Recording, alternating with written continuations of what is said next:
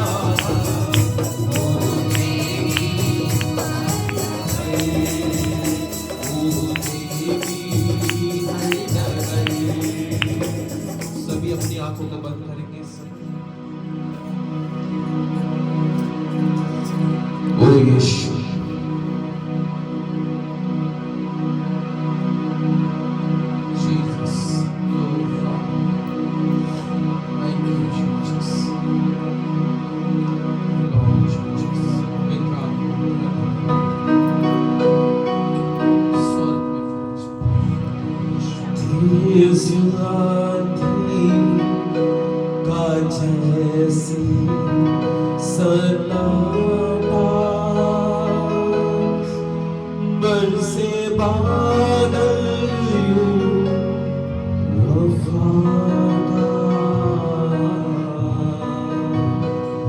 तेज आंधी का जैसे सन्नाटा, बरसे बादल यूं वफादार, आसमां ज़मीन पर उतर आएगा, आसमां ज़मीन पे उतर आएगा, सहरा में भी एक राह बन जाएगा, सहरा में भी एक राह बन जाएगा।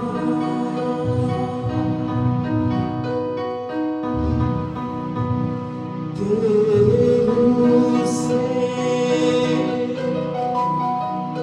तेरे रूह से, तेरे रूह से खुदावन खुदा, ना तो बल से ना शक्ति से, पर तेरी रूह की सामर्थ के द्वारा, तेरे अभिषेक के द्वारा, तेरी आत्मा के प्रभाव से सहराओं में भी रास्ता निकल जाएगा, जंगल में भी मार्ग निकल जाएगा, महासागर में भी रास्ता निकल जाएगा, लेकिन केवल उसके रूह से।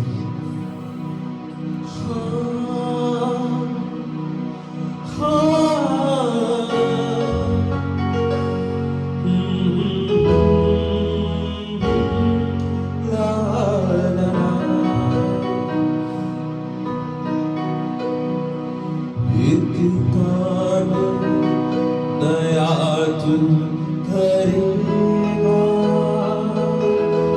बियाबान में दरिया बहेगा, एक काम नया तू करेगा, बियाबान में दरिया बहेगा, हर दरवाजा जो बंद वो खुल जाएगा, हर दरवाजा जो बंद वो खुल जाएगा, सहरा में भी एक राह बन जाएगा, सहरा में भी एक राह बन जाएगा, तेरे रूह से, तेरे रूह से, तेरे रूह से खुदावन खुदा, तेरे रूह से, तेरे रूह से, तेरे रूह से खुदावन खुदा। आज विश्वास करता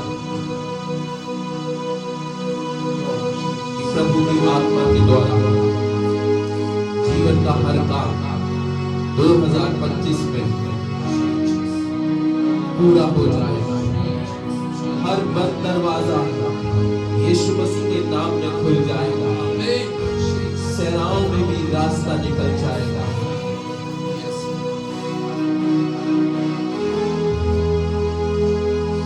और उसकी आंधी का तेज सन्नाटा होता है।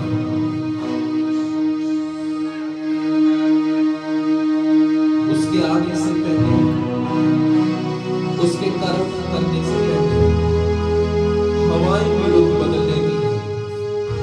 उसके आश्चर्य कर्म करने से पहले ब्रह्मांड भी उसको ताकता है कि जीवित परमेश्वर पृथ्वी पर क्या करने वाला है। महान कार्य करने से पहले चांद, सितारे, पृथ्वी और तमाम ग्रह भी उसकी ओर देखते हैं और कहते हैं, वो प्रभु कितना महान है जिसने हमको बनाया है। ओ मेरे अजीजों, जब महान सामर्थी परमेश्वर अपने सिंहासन पे बैठकर पृथ्वी पर, तमाम ग्रहों पर जब अपने आश्चर्य कर्म करता है, तो पृथ्वी की, ब्रह्मांड की सारी चीजें उसको ताकती है और उसके महान आश्चर्य कर्म को होता हुआ देखती है।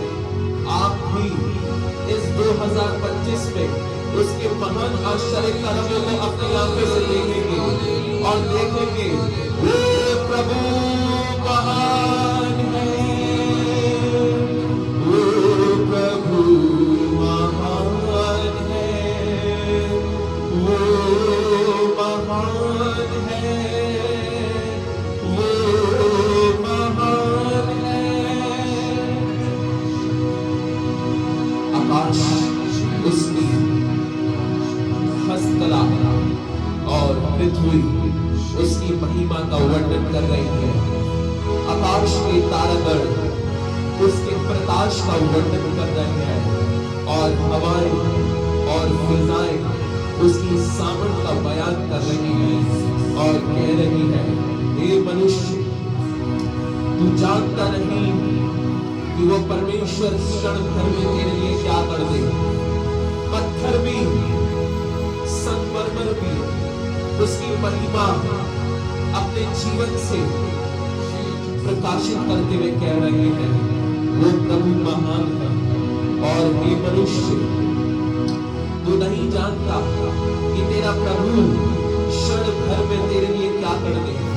तू इस पर विश्वास करेगा तो उसके आश्चर्य कर्म को देखेगा। वो प्रभु जिसने आकाश को बिना सहारे के तान दिया, वो प्रभु जिसने बिना किसी मापदंड से समुद्र की गहराई को अथाह कर दिया, वह परमेश्वर जिसने ब्रह्मांड में अनगिनत तारों को, अनगिनत ग्रहों को और अनगिनत सामर्थ्य से अपने इस ब्रह्मांड को बिना सहारे के तान दिया, वो परमेश्वर तुम्हारे साथ है। वो तुम्हारा सृजनहार है, वो आश्चर्य कर्म करता है। सर्वशक्तिमान हमारे जीवित पवित्र अनुग्रहकारी परमेश्वर, इस वक्त तेरी कलीसिया तेरे वचन को सुनने के लिए उनके मनों को मुलायम कर, नम्र कर, ताकि तेरा वचन का बीज जो आज गिरने जा रहा है वो इनके अंदर जाए प्रभु, और ये वचन 30 नहीं, 60 नहीं, 100 गुना फल। एक एक जीवन को तेरे हाथों में सौंपते हैं और वचन पर तेरी आशीष मांगते हुए यीशु के नाम से आमीन। हम लोग बैठ जाएंगे अपने स्थानों पर।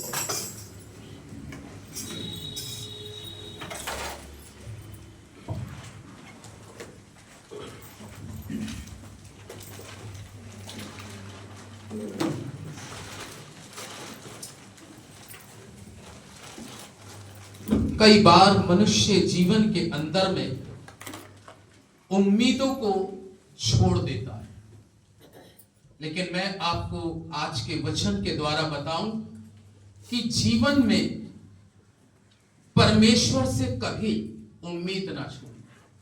आमीन। क्योंकि आज जो परमेश्वर का वचन है वो इसी चीज को बता रहा है कि मैं अंत में तुम्हारी आशा को पूरी करूंगा। अंत में, यानी कि एक समय ऐसा हमारे हमारी और आपकी जिंदगी में आया कि उम्मीद किसी चीज की क्या कर दी, छोड़ दी, लेकिन वो वचन फिर भी बोल रहा है। आइए यिर्मयाह की पुस्तक उसका 29 अध्याय और 29 अध्याय के अंदर में 10वीं और 11वीं आयत को पढ़ेंगे और इसके साथ वचन में देखते हैं वचन क्या कहता है। और ये बात परमेश्वर 10वें और 11वें पद में कहता है। यिर्मयाह 29 10 और 11। यहोवा यूं कहता है, बेबीलोन के 70 वर्ष पूरे होने पर मैं तुम्हारी सुधि लूंगा और अपना ये मन भावना वचन कि मैं तुम्हें इस स्थान में लौटा ले आऊंगा पूरा करूं। क्योंकि यहोवा की ये वाणी है कि जो कल्पनाएं मैं तुम्हारे विषय करता हूं उन्हें मैं जानता हूं, वो हानि की नहीं वरन कुशल की है और अंत में तुम्हारी आशा को पूरी कर। बाइबल इस प्रकार से कहती है, एक समय आया इज़राइल उसकी प्रजा बंधुआई में चली गई, लेकिन परमेश्वर का वचन एक बात इस चीज को कह रहा है, जब कोई किसी की बंधुआई में चला जाता है, किसी देश की बंधुआई में चला जाता है, तो बंधुआई से लौटना बहुत कठिन बात है। लेकिन परमेश्वर के लोगों, उत्पत्ति की पुस्तक में लिखा है, परमेश्वर के लिए कोई काम कठिन नहीं। उसने कहा तुम बेशक चले गए हो बंधुआई में, लेकिन मैं तुमको बंधुआई में जाने के बाद में मनुष्य, बेबीलोन की बंधुआई में जाने के बाद में इज़राइल ने ये उम्मीद छोड़ दी। लेकिन वचन क्या कह रहा है कि मैं, जब हम उम्मीद छोड़ते हैं, अजीजों, कभी भी जीवन के अंदर में किसी भी बात की उम्मीद ना छोड़े। उर्दू में लिखा है, वो उम्मीदों का खुदा है, वो उम्मीदों का खुदा है या आशा का परमेश्वर है। आप परमेश्वर पे आशा बनाए रखें। एक समय हमारी और आपकी जिंदगी के अंदर में भी ऐसे पल आते हैं कि किसी चीज की हम उम्मीद छोड़ देते, लेकिन मैं आपको बताऊं, वचन एक बात स्पष्ट रूप से कह रहा है कि मैं अंत में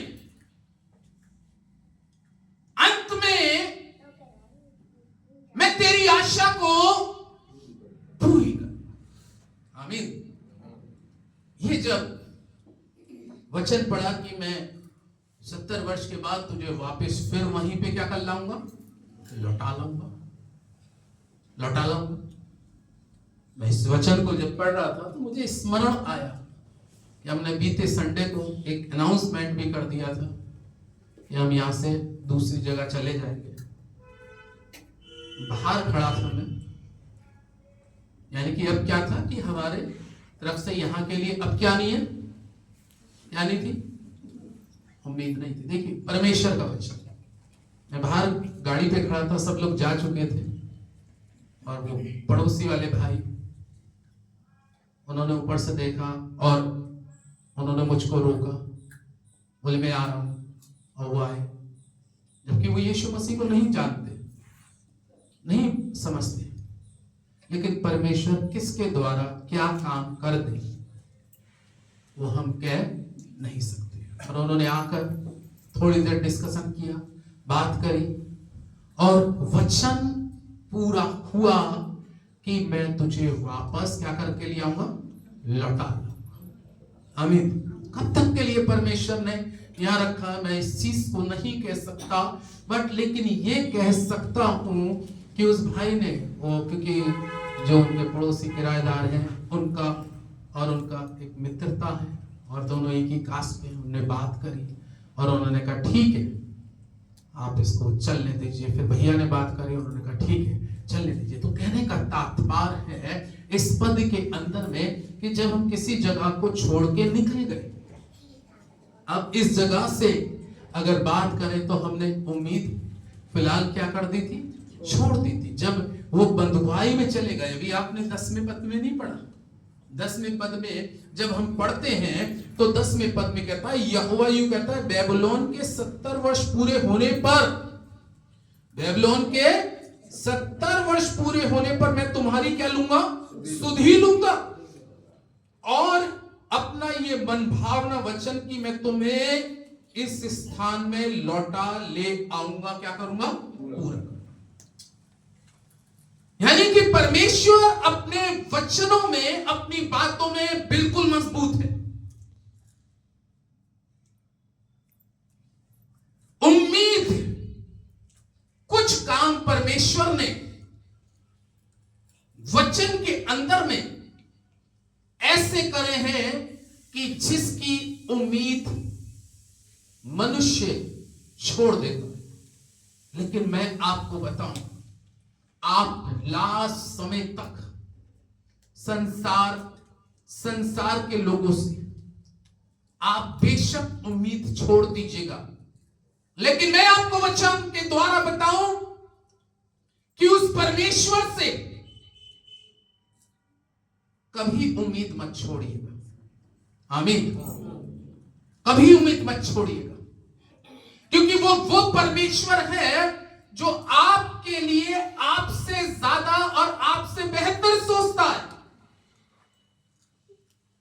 वो आपके दुख को, वो आपकी पीड़ा को, अगर आपके मन के अंदर में परमेश्वर के लिए समर्पण है और आप पूरी समर्पणता के साथ परमेश्वर के साथ चल रहे हैं, तो वो आपके जो खेमे में दुख आया है, या आपके तंबू में जो दुख आया है, या आपके परिवार में जो दुख आया है, वो उस दुख को जानता है। बाइबल में लिखा है कि वो दुखियों के साथ में भी दुखी होता है।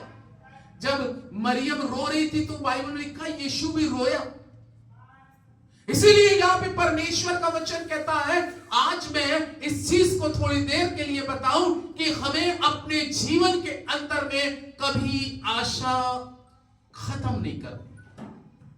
उम्मीद मत खत्म करिएगा, उम्मीदों पर, आशाओं पे अपने आप को बना के रखिएगा, क्योंकि परमेश्वर का एक वचन आज हम देखते हैं कि वो कह रहा है कि मैं अंत में तेरी आशा को क्या करूंगा, पूरी करूंगा। अंत में, यानी कि एक समय आएगा जब आप सोच रहे होंगे अब क्या होगा, अब कैसे होगा, अब इस काम को कौन करेगा, ये परेशानी कैसे खत्म होगी, ये समस्या जो मेरे सामने एक पहाड़ के समान खड़ी है, अब इसका कैसे अंत होगा। परमेश्वर के लोग, परमेश्वर हर चीज में, कलाम इस प्रकार से कहता है, निर्गमन की पुस्तक में, एक बार इज़राइल जब मिस्र की गुलामी में से परमेश्वर उनको निकाल के लेके गया, कुछ जगहों पे परमेश्वर की प्रजा ने वो काम किए जो परमेश्वर की दृष्टि में ठीक नहीं थे। और बाइबल में कहा है, जंगल में वो रास्ता ढूंढ रहे थे, रास्ता नहीं मिल रहा था, जंगल में भटक रहे थे, परेशान हो रहे थे। कई बार में और आप सोचते हैं कि इस जंगल में कौन मुझे रास्ता दिखाएगा, इस रेगिस्तान भरे स्थान में कौन मुझे रास्ता दिखाएगा, इस अंधेरी रात के अंदर में कौन मुझे रास्ता दिखाएगा, इन परेशानियों में और इन दुखों में कौन मुझको आश्वासन देगा, कौन मेरे दुख पर और मेरी पीड़ा पर और मेरे जख्म पर कौन मल्लम बांधेगा। परमेश्वर के लोगों, इज़राइल उम्मीद छोड़ बैठा, अब रास्ता नहीं मिलेगा। जब परमेश्वर का वचन कहता है कि जब उसने उम्मीदों को छोड़ना शुरू किया, तो परमेश्वर उनके लिए वो रास्ता तैयार कर रहा था। बेशक वो रास्ता थोड़ा लंबा जरूर हुआ, वो सफर हुआ, लेकिन वो सफर जो था, एक लंबा सफर इजराइलियों के लिए जो लंबा हुआ, अंत में हम देखते हैं वो सफर जो था उनकी सुरक्षा के लिए था। आमीन। उनकी सुरक्षा के लिए था। और हम अंत में देखते हैं कि उनको रास्ता दिखा, और तब उस रास्ते में से एक आवाज आती है, यूहन्ना 14:6 के अनुसार, मार्ग में ही हूं। और वो कहता है यूहन्ना 8 में कि जो कोई इस रास्ते पे चलेगा वो अंधेरे में नहीं रहेगा। अंत में परमेश्वर का जीवित और पवित्र और सामर्थी कलाम इस्राएलियों के लिए कहता है कि अंत में परमेश्वर अपने लोगों की आशा को, उम्मीद को पूरा करने वाला परमेश्वर है। आमीन। वो आपकी उम्मीदों को जानता है कि आप किससे उम्मीद लगा रहे हैं, किस पे आपने आशा लगाई है।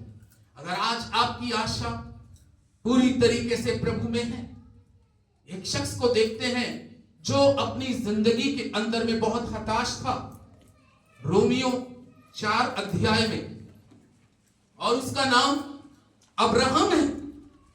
और अब्राहम के बारे में परमेश्वर इस प्रकार से कहता है कि उत्पत्ति 15 में उसके लिए लिखा है कि अब्राहम अपने जीवन के अंदर में कहने लगा कि तूने मुझे वंश नहीं दिया, तूने मुझे वंश नहीं दिया। उत्पत्ति 15 में कहता है, अपनी कंप्लेंट परमेश्वर से कर रहा है, तूने मुझको वंश नहीं दिया।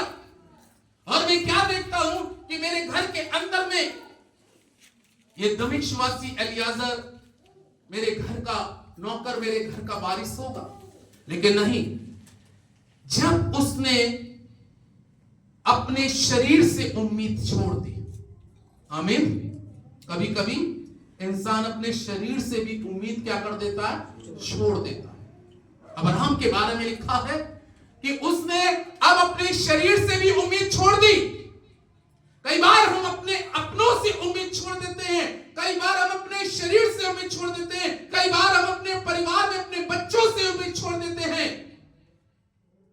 और अब्राहम जब अपने शरीर से भी उम्मीद छोड़ चुका, कलाम में लिखा है सारा अपने शरीर से उम्मीद छोड़ चुकी, क्योंकि बाइबल में लिखा है कि अब उनके अंदर में ये योग्यता नहीं थी, ये काबिलियत नहीं थी कि साइंस के हिसाब से अब उनके बच्चा हो सके। क्योंकि बाइबल में लिखा है सारा 90 साल की थी और उसका मंथ आना बंद हो चुका था, और अब इस कंडीशन में थे आदमी औरत ने, दोनों ने इस शरीर से उम्मीद छोड़ चुकी थी। लेकिन तब परमेश्वर का वचन कहता है, अब्राहम मैं वो परमेश्वर हूं, तू मुझ पर आशा रख, तू मुझ पर उम्मीद रख। उसने उससे कहा, मैं निश्चय तुझे क्या दूंगा, आशीष दूंगा, तेरे को मैं वंश दूंगा। अब आप सोचिए, अंत में जब वो अपने जिस्म को देखता है, अपने शरीर को देखकर वो अपने शरीर से उम्मीद छोड़ चुका है। शरीर उसका काम करने लायक नहीं है। मैं कह सकता हूं आपका शरीर बहुत से सांसारिक रीति से काम करने के लायक नहीं है, लेकिन वचन हर कंडीशन में लायक है। परमेश्वर हर कंडीशन में आपके लिए खड़ा है।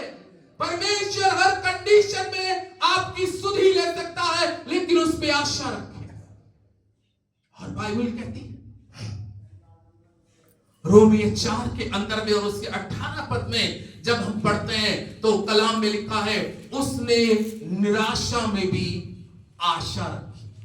आमीन। उसने निराशा में भी आशा रखी। मेरे अजीजों, आज आप अगर किसी बात को लेकर अपने जीवन के अंदर में निराश पाए जाते हैं, निराशा का मतलब यह नहीं होता कि अब खत्म, हमारा मजूर मिट गया। नहीं, परमेश्वर के लोगों, इस जिंदगी के अंदर में मनुष्य को सारी चीजें अनुभव दिलाती हैं। ये सारी चीजें आपकी जिंदगी के अंदर में जो आती हैं, बाइबल में लिखा है, रोमियो 8 के अंदर में लिखा है, उसके 27 और 28 पद के अंदर में लिखा है, धर्मियों के लिए सारी बातें मिलकर भलाई को उत्पन्न करते हैं, जो उस पर उम्मीद रखते हैं, जो उस पर आशा रखते हैं। आप बुराई को मत देखो कि ये मेरे साथ बुरा हो रहा है, लेकिन बारीकी आंखों से, आत्मिक आंखों से झांको, इसमें से अच्छाई क्या निकल के आ रही है।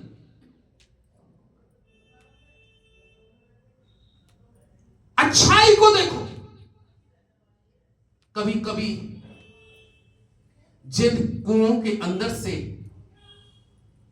जो काफी समय के कुएं होते हैं जिसमें से पानी निकाला जाता है, अगर उसमें उस समय उस कुएं को देखोगे जिसमें काफी दिनों से पानी नहीं निकाला गया, तो वो ऊपर से पानी देखने में गंदा लगता है, और वो आंखें जो देखती हैं वो उस कुएं के पानी पे जो ऊपर पत्ते तैर रहे हैं, मक्खी मच्छर तैर रहे हैं, लेकिन बारीकी से आप देखोगे तो उस पानी को निकालने के बाद में अंदर स्वच्छ जल भी आएगा। आमीन। आप बुराई में अच्छाइयां देखना शुरू करो, बुराइयों में आशा लगाना शुरू करो, निराशा में आशा रखना शुरू करो। जब आप जीवन में हताश हो, जब आपके साथ कोई खड़ा ना हो, तब आप अपनी आंखों को उस परमेश्वर की ओर शुरू से, आरंभ से लगा के रखो, क्योंकि अब्राहम जब 100 साल की उम्र में, उसकी पत्नी 90 साल की उम्र में, दोनों अपने जीवन में हताश, निराश, उदास।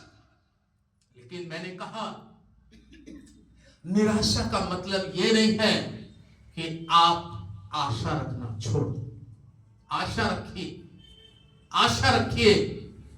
कोई तो इस संसार में आपके लिए खड़ा हो जाएगा, कोई तो आपके दुख में खड़ा हो जाएगा, कोई तो आपकी उन हालातों में जब बिगड़ी होगी आपके साथ में कोई खड़ा होने वाला ना होगा, लेकिन तब आपके लिए एक बार फिर से खुदावंद यीशु मसीह कहेगा, मेरे बेटे, ये सब कुछ मैंने तेरी जिंदगी में दुख आने दिया, ये तेरी जिंदगी में कष्ट आने दिया। मैं देखना चाहता था, क्या तू वही मेरा परमेश्वर का दास है, क्या तू मेरी वही बेटी है, क्या तू मेरा वही सेवक है कि हर एक कंडीशन में तूने मुझ पर ही आशा रखी, अपनी आशा को। और बाइबल में लिखा है, जब परमेश्वर अब्राहम से बात करने लगा, उत्पत्ति 15 कहती है, एक अंधेरे कमरे में बात हो रही थी। अंधेरे कमरे में अब्राहम रो रहा है, उसकी पत्नी अंधेरे कमरे में रो रही होगी, एक उसकी कोख अंधेरी है, उसकी कोख में कोई उम्मीद नहीं है, उसकी कोख में कोई बच्चा जन्मने की ताकत नहीं है, उसको ऐसा कभी लक्षण नहीं होते कि मेरे लिए यह हो सकता है। लेकिन परमेश्वर के लोगों, अय्यूब 42 अध्याय के अंदर में लिखा है, अय्यूब कहता है, मैं जानता हूं तू सब कुछ कर सकता है। मैं खुदा को जानता हूं, आप मुझको मत जाने, आप अपने शरीर को भी ना जाने। ये शरीर जैसे जैसे बढ़ेगा, जैसे जैसे शरीर की उम्रें बढ़ेगी, इस शरीर के अंदर में कमजोरियां आ सकती हैं, बीमारियां आ सकती हैं, बहुत सी तकलीफें आ सकती हैं, लेकिन ये वचन जो है सारी तकलीफों को, सारी परेशानियों को लेने की सामर्थ्य और शक्ति रखता है। इस पर आशा रखें। और अब्राहम ने परमेश्वर का जीवित और पवित्र सामर्थी वचन कहता है, अब्राहम परमेश्वर में आशा लगा के बैठ गया।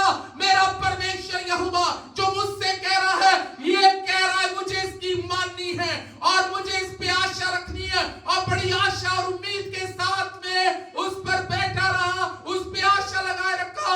और एक समय आया, परमेश्वर की ओर से सारा गर्भवती हुई, और कलाम में लिखा है, उसने पुत्र इसहाक को जन्म दिया। मैं अंत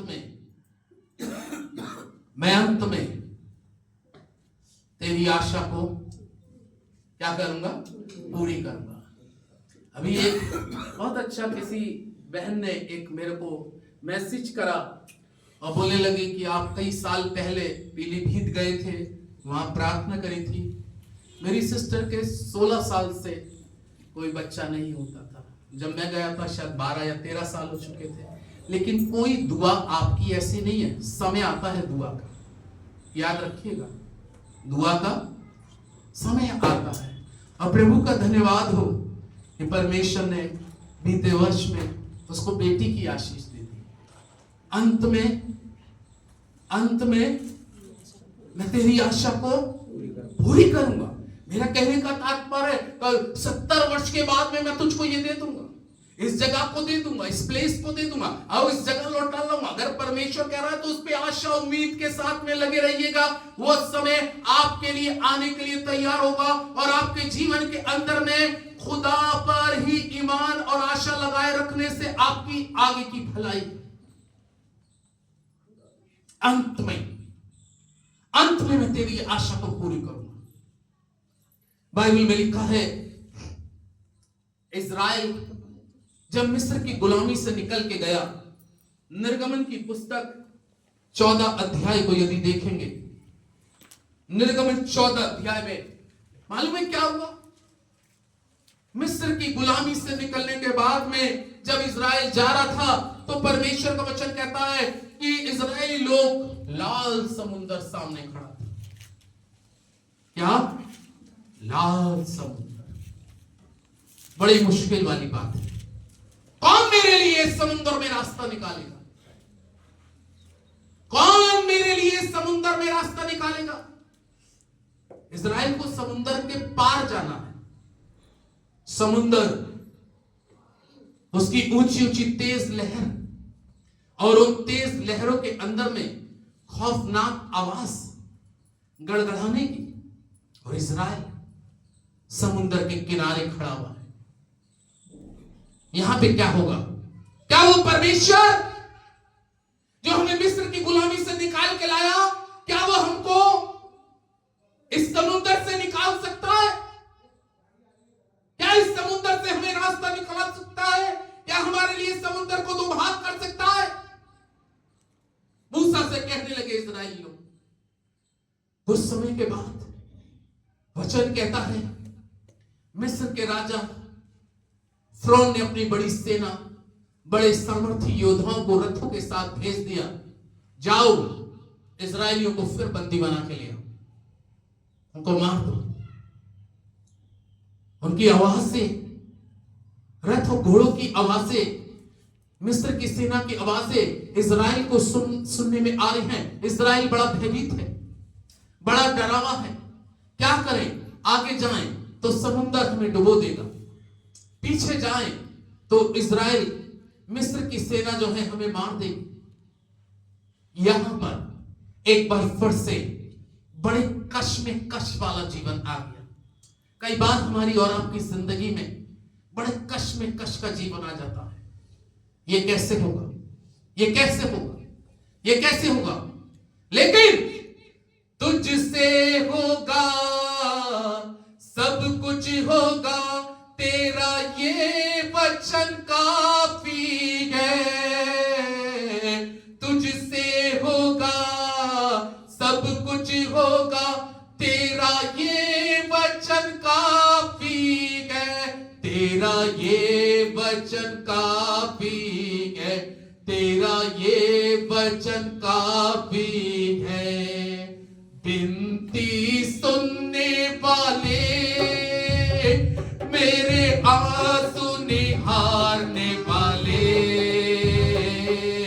चंगाई देने वाले, तुम ही हो यीशु राजा, तुम ही हो यीशु राजा।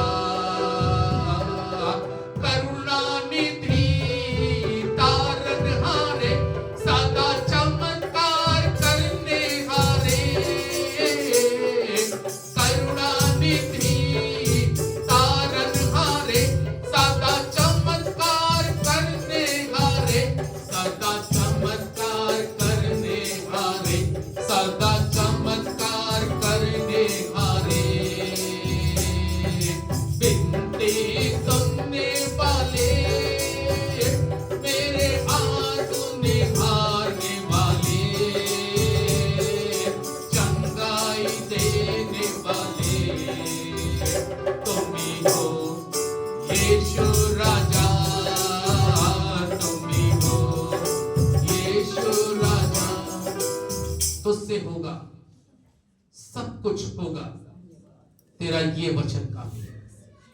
आज परमेश्वर के लोगों, इस्राएल उस समय सोच रहा था कौन मेरे लिए रास्ता निकालेगा। आपके जीवन में कभी कभी कुछ परिस्थितियां, प्रभु के दास के लोगों में भी परिस्थितियां आती है, धर्मी के जीवन में भी परिस्थितियां आती है। कैसे होगा?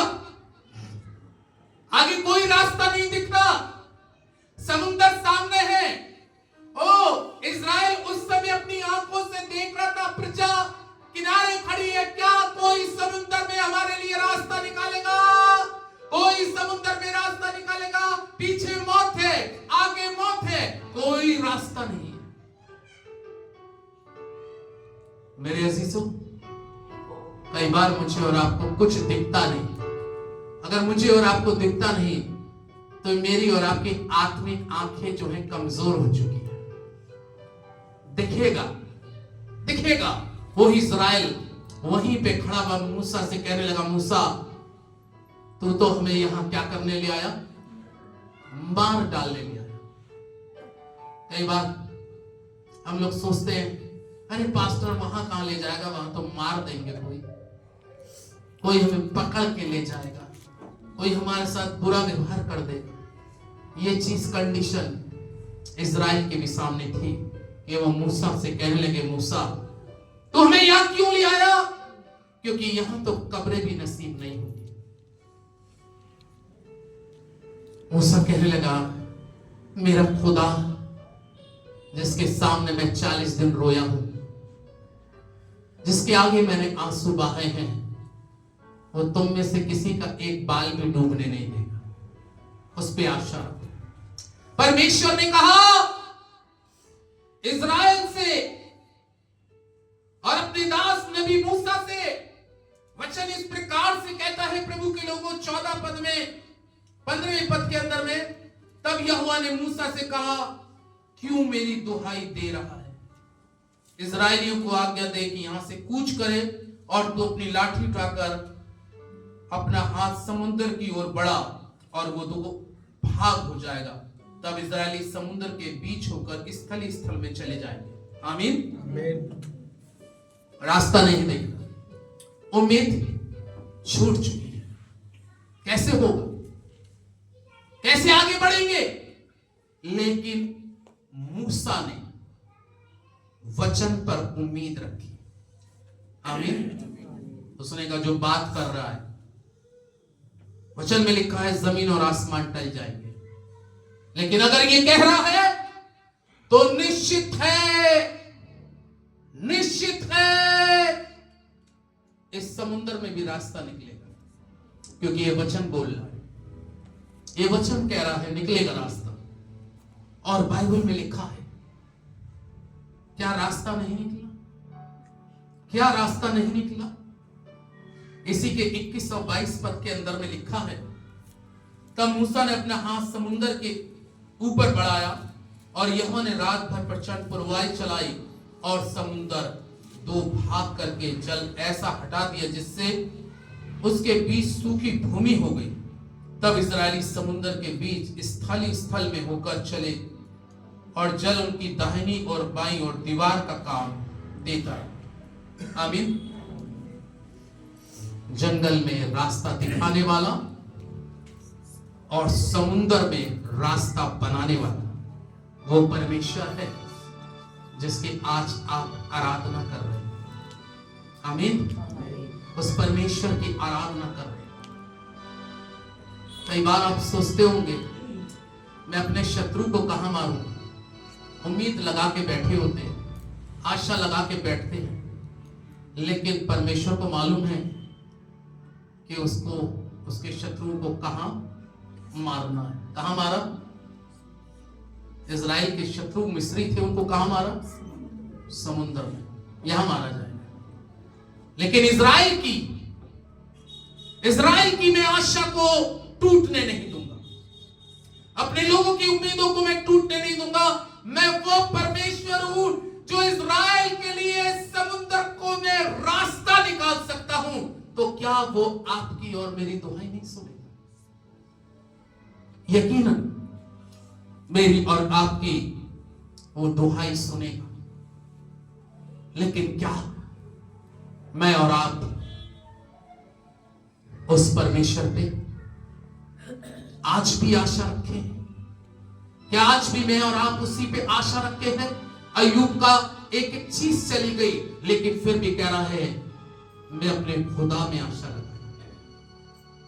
हमारे आपके जीवन में कभी कभी आपके पास से बहुत कुछ चला जाएगा, नुकसान हो जाएगा। नुकसान को मत देखिए, आशा लगाकर उस खुदा की ओर देखिए। वो आपके नुकसान को भरने की ताकत रखता, वो आपकी उम्मीदों पर पानी नहीं फिरने देगा। यह जरूर कह सकता हूं, अगर आपका जीवन उसके साथ निर्दोष है, निष्कलंक है, वो जितना दर्द आपको है आपसे ज्यादा दर्द उसको है, क्योंकि उसने आपके लिए अपना लहू बहाया। आपके दुख में वो आपके साथ खड़ा है। आपके दुख में जब आप रोते हैं तो वो भी रोता है। वो आपकी उम्मीद को उस समय में पूरा करेगा जब आप सोचेंगे अब हो ही नहीं सकता। लेकिन ये वचन आपके लिए काफी है। ये वचन आपके लिए काफी है। जिस वचन का मैं आज आपके साथ प्रचार कर रहा हूं, यह वचन आपकी जिंदगियों में, आपकी उम्मीदों में, आपके लिए रास्ता, समुद्र में रास्ता जब आपके जीवन में लगेगा कुछ नहीं है। एक आखिरी पद, भजन संहिता 119 का 114 पद, भजन संहिता 119 का 114 पद जब हम पढ़ते हैं तो यहां पे दाऊद अपनी पुस्तक में इस प्रकार से कहता है 114 पद में, तू मेरी आड़ और ढाल है, मेरी आशा तेरे वचन। आमीन। मेरी आशा, बताइए कहां है? मेरी आशा तेरे वचन। सब लोग अपना एक हाथ उठाइए, सीधा या उल्टा, कोई सब जैसे हाथ हो सीधा उठाइए, मेरे पीछे बोलिए, मेरी आशा।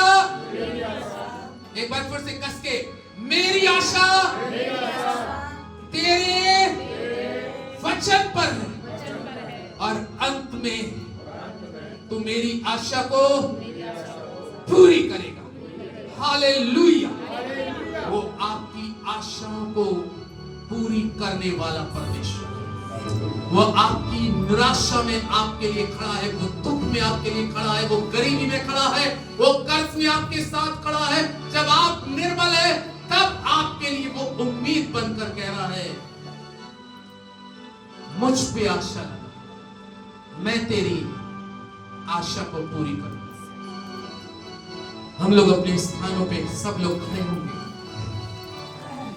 अपने हाथों को सब लोग स्वर्ग के परमेश्वर की ओर उठाएं, क्योंकि वचन कह रहा है, मैं अंत में तेरी आशा को, मैं अंत में तेरी आशा को, इज़राइल में तेरी आशा को पूरी करूंगा, अब्राहम में तेरी आशा को पूरी करूंगा। कलीसिया के लोगों, परमेश्वर इस नववर्ष 2025 में जिन आशाओं के साथ, जिन उम्मीदों के साथ में आप चल रहे हैं, जिन विषयों को लेके, यहोवा परमेश्वर आज कहता है, मैं तुम्हारी आशा को पूरी अंत में करूंगा। क्या कलीसिया बोलेगी आमीन? आमीन। वो परमेश्वर यहोवा, वो परमेश्वर यहोवा जो समुद्र के किनारे इज़राइल के लिए समुद्र को दो भाग कर सकता है, वो परमेश्वर उस सूनी कूप को सारा की गर्भवती कर सकता है, वो परमेश्वर जो योना को समुद्र में मगरमच्छ के पेट से बाहर निकाल सकता है, वो ही सेनाओं का यहोवा आपका परमेश्वर है। हालेलुया।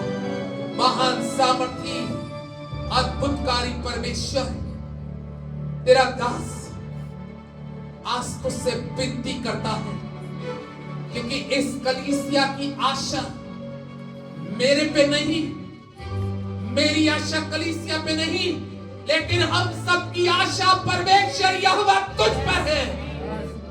हम तुझे देख के चल रहे हैं, हम तेरी तरफ अपनी आंखों को लगा के चल रहे हैं और इस बात के लिए भी धन्यवाद करते हैं कि तुझ पर आशा रखने से हमारी भलाई ही है। धन्यवाद करते हैं प्यारे प्रभु। आज इस कलीसिया में जितने लोग इस संगति में शरीक हुए, मैं उन सभी को, इनके आत्मविश्वास को तेरे में और स्ट्रांग और दृढ़ करता हूं। ये 2025 में प्रभु इनके लिए मार्ग खुल जाए, रास्ते जो नहीं दिख रहे वो रास्ते दिखे। समुद्र में रास्ता नहीं दिख रहा था, लेकिन तूने इज़राइल को रास्ता दिखाया। तो इज़राइल का परमेश्वर मेरा परमेश्वर है, तुम मेरा परमेश्वर, मेरी कलीसिया का परमेश्वर है। मेरे कलीसिया के हर दुखों को, हर बीमारियों को, हर कर्जों को, हर असफलता को, हर निराशा को इस महीने आज के दिन आशा में तब्दील कर दे कि ये लोग तुझ पर बड़ी आशा और उम्मीद के साथ अपने जीवन को आगे चलाएं। प्रभु, हमारी कलीसिया में बहुत से लोग आलस में हैं, जो तेरे घर में नहीं आ पा रहे। बहुत से लोग भटक रहे हैं, जो इधर उधर भाग रहे हैं। लेकिन परमेश्वर, ये तेरा वचन हम आशा के साथ प्रार्थना कर रहे हैं। प्रभु, तू सबको वापस लेके आएगा। एक समय इस जगह पर तेरी महिमा इतनी बढ़ेगी प्रभु कि मैं विश्वास करता हूं जगह की कमी पड़ेगी। परमेश्वर, समय आता है हर चीज का, लेकिन समय आशा और उम्मीद के साथ बदलता है। एक एक को आशीष दे, वचन पर आशीष दे। आपको धन्यवाद देते हुए इस प्रार्थना विनती को यीशु मसीह के सामर्थी नाम से मांगता हूं। आमीन, आमीन।